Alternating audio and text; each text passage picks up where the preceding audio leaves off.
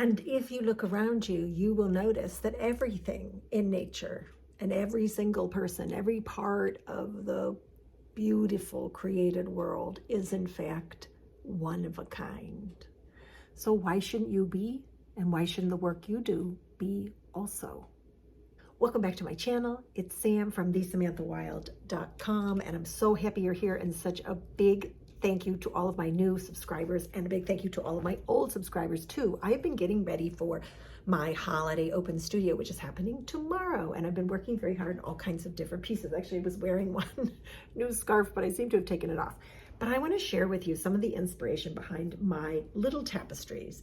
These small circular tapestries are, whoops, that one was upside down. Some of them include dried flowers that were given to me by a yoga student of mine. And these really are divine originals. I call all of my work divine originals, but each one of these ornaments, tapestries is totally different from the other one. This has the dried rose inside of it. You can see how beautiful they are with lots and lots of detail. And every time I create, I am trying to be completely open to creating original. You know, this is an issue now. There's been lots of talk, of course, about AI. And the thing that AI does is that it's an imitator. And the thing that people can do that AI can't do is original work. And what does original mean?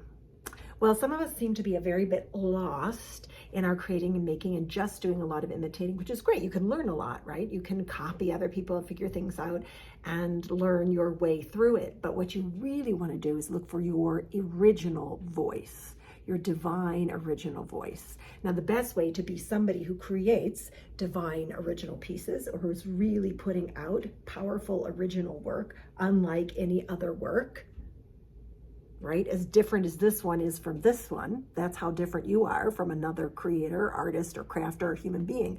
And the best way to put out your original work is to feel into your own originality.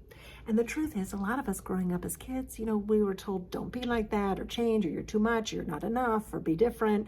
And that takes away that natural, essential, passionate way in which we are expressions of our perfect originality. And so we have to do a lot of work to reclaim that. And if you are creating, crafting, baking, or simply living, you want to open up to welcome back in that, well, the best way to describe it is that essential inner child who really, not the wounded inner child, I've talked about this before, but the essential inner child who knows who she is and knows that she's a divine original and knows that nobody else is just like her. So these little tapestries are, in a way, I'm trying to have them all in the picture, are in a way like snowflakes, right? And you know this principle that every single snowflake looks different than every other single snowflake. And sometimes what happens when we start creating our own original work is that we go, oh, well, maybe that's not very good because it doesn't look like anybody else's.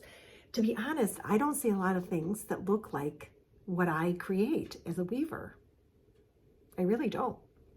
I can't think of a time I've ever seen anything that looked like this. Can you? But we know we're on the right track when we are making things that look like, well, like nothing we've ever seen before, because then we are expressing that original innate part of ourselves. In order to do that, we got to accept ourselves. And so I think a real piece of the journey of being a creator, being an artist maker, being an artist is having a greater and greater sense of acceptance for who we are as we are. It's true that we live in a culture where being like other people and acting like other people and having the same clothes as other people, and I should know this as the mother of 6, I really do know this. My kids are like, oh, I want these shoes or these clothes or whatever anybody else has. We are indoctrinated in a way of trying to be like other people. And because of the Industrial Revolution and machine making, everything we wear, everything we see, even everything that's on people's walls in a lot of homes, everything is on people's walls is from Bed Bath & Beyond, and 1 million of them were made. So we have to recalibrate. In nature, no two trees are the same. In humanity, no two people are the same. In snowflakes, no two snowflakes are the same. And in art, no pieces of art, no two pieces of art ever need to be the same. See what you can make from that thought process, and then let it happen and just sit with it without judgment. Because to be someone who can create from that originality is really, really powerful.